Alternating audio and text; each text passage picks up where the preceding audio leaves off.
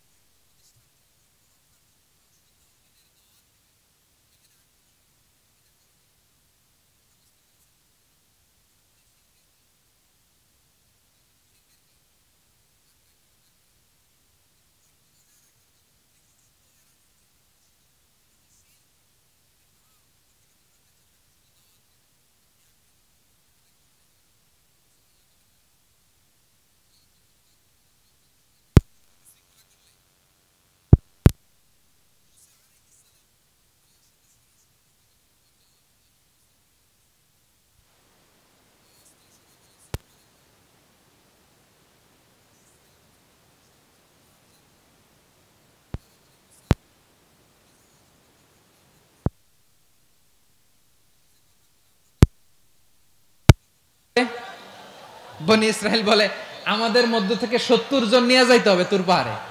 ওরা আয়সা যদি কয় হ্যাঁ আমরা শুনছি, তাহলে বিশ্বাস করব। কত বড় ডাকাত দেখছেন বনি ইসরাইল। এদের চেয়ে গোয়ার জাতি নাই। এত গোয়ার তুমি করেছো মুসা আলাইহিস সালামের সাথে। তুমি যে আল্লাহর সাথে কথা বলে আমরা তো দেখি, কি করব? 70 জন আমাদের বন্ধু বান্ধব যে যদি দেখে, তারা বললে ওকে আস, 70 জন আস। 70 জন নিয়ে গেল। মুসা আলাইহিস সালাম হারুন আলাইহিস সালামকে খেলাফা দিয়ে গেলেন, আল্লাহ ওনাকে নবী বানালেন। মুসা আলাইহিস সালাম বললেন, হারুন খবরদার, বনি ইসরাইলের মধ্যে তাওহীদের বাণী প্রচার করবা, ঐক্য ধরে রাখবা, বিচ্ছিন্ন হতে দিবা না। চলে গেছে। এইদিকে বনি ইসরাইলের এক দুষ্ট লোক ছিল, নাম সামিরি। কি নাম? সামিরি। সে সবাইরে বলল তোমাদের স্বর্ণগুলো ফালাও। স্বর্ণগুলো ফেললো। বনি ইসরাইলের স্বর্ণগুলোকে গলিয়ে সে একটা গরুর বাচ্চা বানালো। গোবৎস। কিসের বাচ্চা? দেখেন গরুর পূজা কিভাবে শুরু হয় পৃথিবীতে প্রথম। গোবৎস পূজা, গরুর বাচ্চার পূজা কিভাবে। সে স্বর্ণ গলি গরুর বাচ্চা করে জিবরাইল আলাইহিস সালাম যে জমিনে এসেছিলেন, ওই ফেরেশতার পায়ের নিচের একটু মাটি সে বুদ্ধি করে প্যাকেটে রেখে দিয়েছিল। সে গরুর বাচ্চা বানায় স্বর্ণ দিয়ে গলিয়ে ওই মাটি এটার মধ্যে ঢুকাই দিয়েছে ভেলকি দেওয়ার জন্য। স্বর্ণ দিয়ে বানানো গোবৎস গরুর বাচ্চার গায়ে যখন সেই মাটি ছুঁড়ে দেয়া হলো, এখন বাছুরের ভেতর থেকে ভ্যাঁ ভ্যাঁ আওয়াজ আসতেছে। কি আসতেছে? সবাই তো অবাক। সামিরি বলে, আরে তোমরা যে 70 জন দিয়ে মুসা আলাইহিস সালাম রে পাঠাইছো, ওইদিকে এত ঘুরতেছে, আল্লাহরে খুঁজে পায় না, আল্লাহ তো এটার ভিতরে ঢুকছে। নাউজুবিল্লাহ বলবেন না? তোমরা যে 70 জন দিয়ে পাঠাইলা, 70 জন নিয়ে মুসা আলাইহিস সালাম খালি ঘুরতেছে, আল্লাহরে পায় না। পাবে কেমনে? আল্লাহ তো, নাউজুবিল্লাহ, এটার ভিতরে সেজদা দাও। এই সেজদা দিয়ে গেল। আল্লাহর নবী হারুন আলাইহিস সালাম বললেন, খবরদার, এটা সুস্পষ্ট শিরক। আল্লাহ সব গুনাহ মাফ করে, শিরকের গুনাহ মাফ করে না। খবরদার, তোমরা থামো। কে শোনে কার কথা? এই যে যেমন এখন আমরা, আপনারা আমার কথা শুনতেছেন না? শুনতেছেন? সুবহানাল্লাহ। হারুন আলাইহিস সালাম প্রতিরোধ করলেন না। বনি ইসরাইলের মধ্যে গৃহযুদ্ধ বেঁধে যাওয়ার আশঙ্কায় প্রতিরোধ করলেন না, আক্রমণ করলেন না, শুধু দাওয়াত দিলেন। ইন দা মিন টাইম মুসা আলাইহিস সালাম আল্লাহর সাথে কথা বলে যখন ফিরে আসলেন, দেখলেন বনি ইসরাইলের অধিকাংশ লোক মুশরিক হয়ে গেছে। মুশরিক হয়ে গেছে। মুসা আলাইহিস সালাম রেগে গেলেন। রেগে প্রথমে বনি ইসরাইলদেরকে অ্যাটাক না করে ভাইয়ের দাড়ি ধরলেন। হারুন আলাইহিস সালামের দাড়ি আর চুল। মেজাজি নবী ছিলেন। হারুন, তুমি কি করলা? তোমারে কি দায়িত্ব দিয়ে গেলাম? তুমি কি করলা? তুমি থাকতে বনি ইসরাইল কেমন করে শিরকের কাজে নিমজ্জিত হয়ে যায়? সাইয়েদনা হারুন আলাইহিস সালাম বললেন, ইন্নী, কোরআন সাক্ষী, কোরআন থেকে কোট করছি, ইন্নী خشيت أن تقول فرقت بين بني إسرائيل ولم ترقب قولي ও আমার ভাই আমার দাড়ি ধরবেন না আমার মারবেন না আমি ভয় করেছি আমি ভয় পেয়েছি না জানি আপনি বলেন তুমি কেন খশিতু আন তাকুলা ফাররাকতা বাইনা বানি ইসরাইল আপনি এসে আমারে যদি বলেন তুমি কেন ঐক্য ধরে রাখলে না কেন মারামারি হলো কেন রক্তপাত হলো তোমারে কি এই দায়িত্ব আমি দিয়ে দিয়েছিলাম আমার কথার দিকে কি তুমি ভ্রুক্ষেপ করো নাই আমি যে বলছি তাওহীদের বাণী প্রচার করবা আর ঐক্য ধরে রাখবা আমার কথা কি শোনো নাই আপনি আমারে ধমকাবেন এই জন্য আমি প্রতিরোধ করি নাই আক্রমণ করি নাই গৃহযুদ্ধ আটকানোর জন্য কিন্তু আমি দাওয়াত দিয়েছি সুবহানাল্লাহ পড়েন ঐক্য ধরে রেখেছেন মুসা আলাইহিস সালাম মুহূর্তেই সামিরীকে আক্রমণ করলেন অ্যাটাক করলেন শাস্তি দিলেন মুহূর্তেই ওই গোবৎস গরুর বাছুরকে ভেঙে চুড়ে মেসাকার করে সাগরের মধ্যে ভাসিয়ে দিলেন পুরো বনি ইসরায়েলকে আবার তাওহীদের উপর প্রতিষ্ঠিত করলেন পড়েন সুবহানাল্লাহ এই ঘটনা থেকে শিক্ষা কি শিক্ষা হচ্ছে আপনি শিরকের আড্ডাখানা দেখলেও বৃহৎ স্বার্থে তাওহীদের দাওয়াত দিবেন প্রয়োজনে আপনি ঐক্য নষ্ট করবেন না সুবহানাল্লাহ পড়বেন না তাহলে ঐক্যের গুরুত্ব বেশি না কম বলেন আওয়াজ করে বলেন ওয়াতাসিমু বিহাবলিল্লাহি জামিআ আল্লাহর রশিকে আঁকড়ে ধরো ওয়ালা তাফাররাকু তোমরা বিচ্ছিন্ন হয়ো না পেকুয়ার ভাইরা আওয়াজ করে বলেন তো আদেশটা কার আল্লাহ এখন বলেন আমাদের ঐক্যবদ্ধ জীবনের দরকার আছে না নাই এই যে ডক্টর মোহাম্মদ ইউনূস আমাদের লিডার উনি যে আমাদেরকে জাতীয় ঐক্যের আহ্বান জানিয়েছে ওনার আহ্বানে আমাদের সাড়া দেওয়ার দরকার আছে না নাই রাজনীতিবিদদের যে ডাকছে খুশি লাগে নাই আপনার আলেমদের ডাকছে খুশি লাগে নাই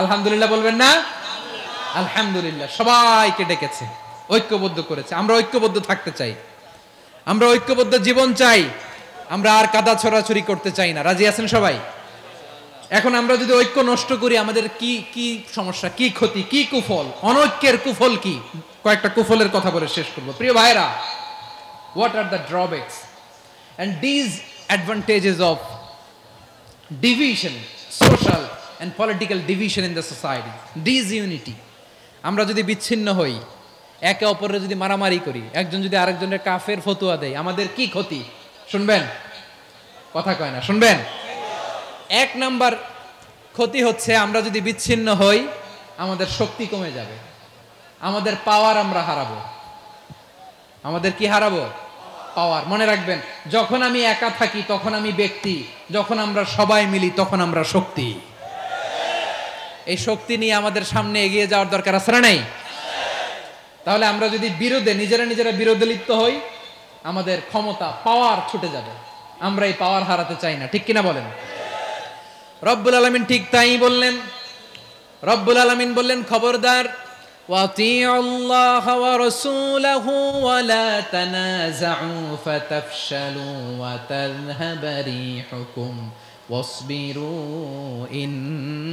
ইন্নাল্লাহা মা'আস সাবিরিন আল্লাহর আনুগত্য করো নবীর আনুগত্য করো কিন্তু খবরদার নিজেরা বিরোধে লিপ্ত হয়ো না নিজেরা মারামারি করো না তাহলে তোমাদের শক্তি কমায় দিবে কে ফাতাফশালু তোমরা সাহস হারাবা ওয়া তাযহাবা রিহুকুম তোমাদের শক্তি কমে যাবে পাওয়ার কমে যাবে তাহলে আমরা যদি নিজেরা মারামারি করি আমরা নিজেরা যদি বিচ্ছিন্নতায় লিপ্ত হই আমরা যদি মতানৈক্য করি তাহলে আমাদের শক্তি কমে যাবে ঠিক কি না আমরা শক্তি কমাবো আচ্ছা ছোট্ট একটা বাঁশের কঞ্চি যদি আপনারা দেয় পায়ের মধ্যে ধাক্কা দিয়ে ভাঙতে পারবেন না এরকম বাঁশের কঞ্চি যদি 20টা একসাথে জোড়া লাগায় দেয় ভাঙতে পারবেন কথা বোঝে নাই মনে হয় চিকন একটা বাঁশের কঞ্চি দিলে ভাঙা যাবে না এরকম চিকনই 20টা বাঁশের কঞ্চি একসাথে লাগাই দিলে ভাঙতে পারবেন কারণ যখন আমি একা থাকি তখন আমি ব্যক্তি যখন আমরা সবাই মিলি তখন আমরা শক্তি আমরা যেন শক্তি না হারাই আমরা বিরোধে লিপ্ত হলে আমাদের শক্তি কমে যাবে এই হচ্ছে এক নাম্বার ডিসঅ্যাডভান্টেজ 2 নাম্বার ডিসঅ্যাডভান্টেজ হচ্ছে আমরা নিজেরা বিরোধে লিপ্ত হলে অন্যরা আমাদের মাথায় কাঁঠাল ভেঙে খাইতে সুবিধা হয় কথা বুঝেন নাই আমরা যদি বিরোধে লিপ্ত হই তাহলে পরাশক্তিগুলোর সুবিধা তখন আমাদের কাউকে দিতে হবে ট্রানজিট কাউকে দিতে হবে সেন্ট মার্টিন কাউকে দিতে হবে দেশের অর্ধেক চিল্লায় বলো ঠিক কিনা নিজেদের প্রবলেম সলভ করার ক্যাপাসিটি আমাদের আর থাকবে না আমরা যদি বিরোধে জড়াই আমার কলিজার টুকরা পেকুয়ার ভাইরা আমরা বিরোধ করব না, আমরা বিচ্ছিন্ন হব না। নিজেরা নিজেরা বিরোধে জড়ালে পরাশক্তিগুলো আমাদের মাথায় কাঁঠাল ভেঙে খায়। তখন ভারতের পিছনে দৌড়াতে দৌড়াতে, আমেরিকার পিছনে দৌড়াতে দৌড়াতে আমাদের জুতার তলা ক্ষয় হইয়া যাইবে। নিজেরা নিজেদের প্রবলেম সলভ করা যাবে না। আমরা যদি অন্যের পিছনে না দৌড়াতাম আর এই বিরোধকে থামাতে পারতাম, বাংলাদেশ আজকে যেখানে আছে তার কমপক্ষে 50 গুণ সামনে থাকতো। চিল্লায় বলেন ঠিক কিনা? তাহলে 1 নাম্বার ক্ষতি হচ্ছে আমাদের পাওয়ার লেস হয়ে যায়, আমরা দুর্বল হই যদি আমরা বিরোধ করি। 2 নাম্বার হচ্ছে পরাশক্তিগুলো সুবিধা নেয়। 3 নাম্বার হচ্ছে আমাদের উন্নয়ন, দেশের উন্নতি, অগ্রগতি এটা স্থবির হয়ে যায়, এটা বাধাগ্রস্ত হয়। প্রিয় ভাইরা, ইউনিটি, ঐক্য হচ্ছে একটা দেশের উন্নয়নের মূল ভিত্তি। 2 জন কইছে ঠিক। এদিকে এখন কয়েকজন কইছে ঠিক। ঐক্য হচ্ছে একটা দেশের, জাতীয় ঐক্য হচ্ছে কোন দেশের উন্নয়ন অগ্রগতির মূল ভিত্তি। ঠিক কিনা বলেন? Unity, unity of a country, এটা হচ্ছে একটা সাস্টেইনেবল ডেভেলপমেন্ট, সোশ্যাল স্ট্যাবিলিটির জন্য এটা অনেক গুরুত্বপূর্ণ। এজন্য বিরোধের কোনো স্থান আমরা দিব না, আমরা ঐক্যবদ্ধ থাকবো ইনশাআল্লাহ। বলেন। আর কখনো কাউরে কাফের বলে গালি দিবেন? তুই জাহান্নামী বলবেন? ঝগড়া লাগলে লাগাই দিবেন? তাহলে কি করবেন? মিলাই দিব। আওয়াজ করে বলেন, কি করব? প্রিয় ভাইয়েরা, এই বিরোধ গত 50 বছর তো আমরা দেখেছি। ধর্মীয় অঙ্গন বলেন, সামাজিক অঙ্গন বলেন, রাজনৈতিক অঙ্গন বলেন, এই বিরোধ আমাদেরকে শেষ করে দিয়েছে। এই 24-এর ছাত্র নাগরিক অভ্যুত্থানের পরেও যদি সেই বিরোধ আমাদেরকে খায়, তাহলে এতগুলো তাজা জেনজির রক্ত বৃথা যাবে। চিল্লায় বলো ঠিক কিনা? আমরা এই রক্তগুলো কি বৃথা দিতে চাই না, বৃথা যেতে দিতে চাই না। আমরা ঐক্যবদ্ধ থাকতে চাই। রাজি আছেন? আমরা আর কাদা ছড়াছড়ি করব না। অনেক হয়েছে আন্না, এবার থামুন। অনেক হয়েছে আন্না। প্রথমেই আমি এদেশের সম্মানিত আলেম সমাজকে বিনয়ের সাথে অনুরোধ করব, আসুন আমরা ঐক্যবদ্ধ হই। আজকের এই পেকুয়ার ঐতিহাসিক তাফসিরুল কোরআনের প্রোগ্রাম থেকে আমি সম্মানিত আমার মাথার তাজ ওলামাদেরকে জাতীয় ঐক্যের আহ্বান জানাই। পেকুয়ার এই ঐতিহাসিক তাফসিরুল কোরআনের প্রোগ্রাম থেকে আমি আমার সম্মানিত রাজনৈতিক ব্যক্তিবর্গদেরকে জাতীয় ঐক্যের আহ্বান জানাই। অনেক হয়েছে আন্না। আধিপত্যবাদকে রুখে দিতে হলে, বাংলাদেশের বিরুদ্ধে যে কোনো ধরনের ষড়যন্ত্রকে রুখে দিতে হলে জাতীয় ঐক্যের কোনো বিকল্প নাই। চিল্লায় বলো ঠিক কিনা?